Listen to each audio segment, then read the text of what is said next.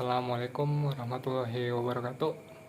Perkenalkan, nama saya Giri Gudriansyah. Saya dari kelas 6A di 3 Teknik Informatika.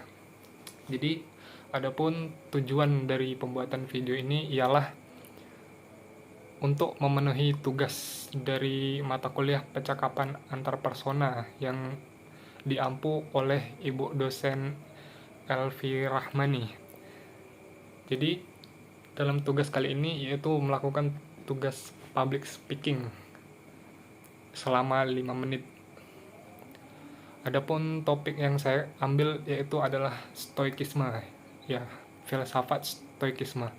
Jadi pertama-tama kita mulai dari pengertian apa itu stoikisme.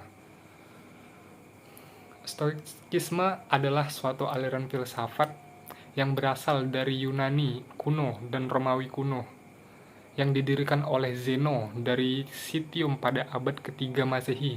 Stoikisme ini dia mengajarkan tentang cara hidup yang berfokus kepada kebijaksanaan, ketenangan, dan juga penerimaan terhadap alam semesta.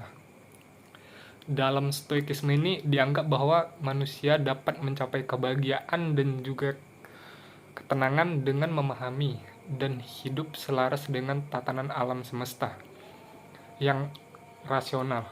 Stoikisme itu dia mengajarkan manusia bahwa ada di dalam manusia ini ada beberapa aspek dalam kehidupan yang berada di luar kendali kita.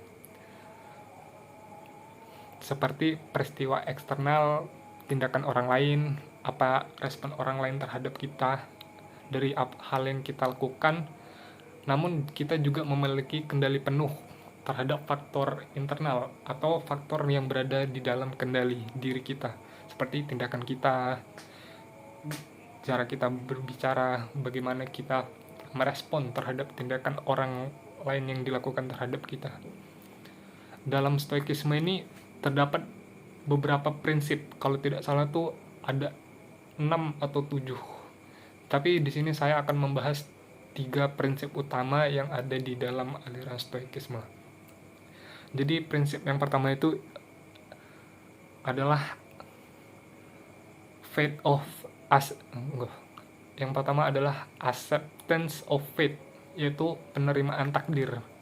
Stoikisme itu dia mengajarkan kita pentingnya menerima takdir atau keadaan yang ada di luar kendali kita, atau yang disebut dengan dimensi eksternal, yaitu dimensi yang berada di luar kendali kita, yang seperti hal-hal yang tidak bisa kita kontrol, kayak cuaca, hal-hal yang di luar kendali kita. Hal ini mencakup peristiwa eksternal seperti tindakan orang lain dan hasil yang tidak dapat kita kontrol sepenuhnya, seperti saat kita melakukan sesuatu kita tidak dapat mengontrol hasil dari sesuatu yang kita lakukan itu. Stoikisme mengajarkan bahwa dengan menerima takdir, kita dapat membebaskan diri kita dari kecemasan, kekecewaan, ketidakpuasan yang disebabkan oleh peristiwa yang tidak dapat kita ubah. Kita dapat mengarahkan perhatian dan energi kita ke hal-hal yang dapat kita kendalikan, yaitu pikiran, sikap, dan tindakan kita sendiri. Adapun prinsip yang kedua adalah dichotomy of control.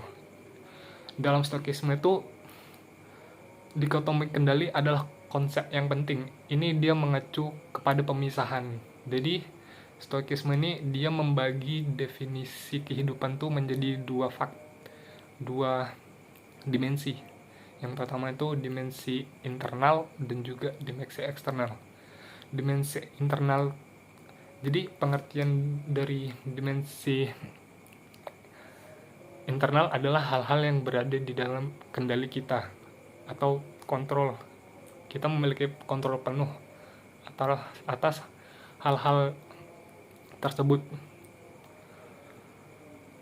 Adapun hal yang bisa kita kendalikan tuh seperti komitmen kita, tindakan kita, respon kita terhadap orang lain. Dan kemudian itu ada dimensi eksternal. Dimensi eksternal ini adalah hal-hal yang berada di luar kontrol kita. Contohnya tuh seperti pendapat orang lain, respon orang lain terhadap kita, dan sebagainya.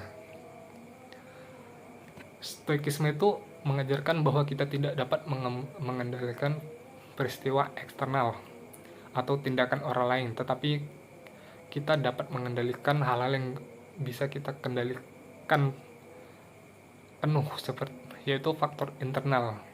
Dengan memahami atau menerapkan dikotomi kendali ini, kita dapat menghindari kecemasan dan tidak perlu fokus kepada hal-hal yang tidak bisa kita kendalikan. Jadi kita fokusnya pada hal-hal yang bisa kita kendalikan aja, tidak membuang energi atau emosi terhadap hal-hal yang di luar kendali.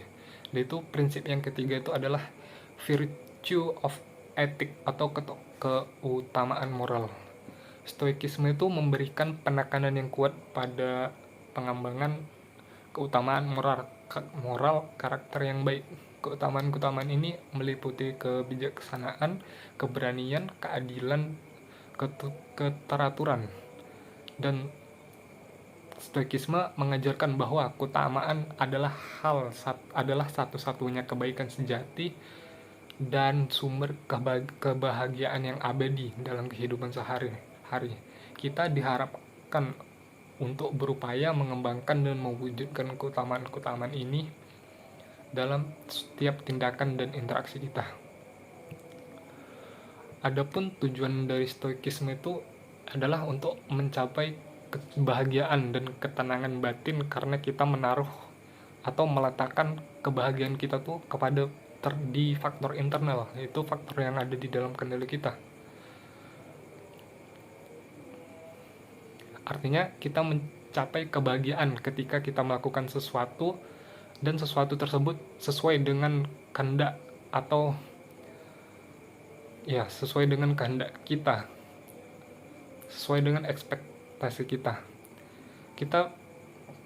Yang kedua adalah dapat mengontrol emosi negatif dan juga melipat gandakan rasa syukur dan kebahagiaan yang kita rasakan. Adapun praktik stoikisme di kehidupan sehari-hari, yaitu yang pertama yaitu mengendalikan pikiran dan emosi. Itu dengan cara memperhatikan apa yang dapat kita kontrol dan dalam pikiran atau bagaimana kita meresponnya. Yang kedua adalah penerima takdir, yaitu menghadapi perubahan dan tantangan hidup dengan sikap menerima dengan ketenangan. Yang ketiga adalah latihan kebijaksanaan, yaitu membangun kebijaksanaan, introspeksi, refleksi dalam kehidupan sehari-hari. Adapun pengaruh stoikisme di dalam kehidupan modern, yaitu yang pertama dapat mengatasi stres. Stoikisme itu dia membantu mengubah perspektif kita terhadap stres dan memberikan alat untuk kita mengelola stres dan emosi dengan lebih baik. Yang kedua itu membantu kita dalam menghadapi perubahan. Stoikisme itu dia mengajarkan kita untuk menerima perubahan sebagai bagian dari dalam hidup dan menentukan ketenangan dan ketidakpastian. Dan yang terakhir adalah ketangguhan emosional. Stoikisme membantu kita mengembangkan ketangguhan emosional dalam menghadapi tantangan hidup.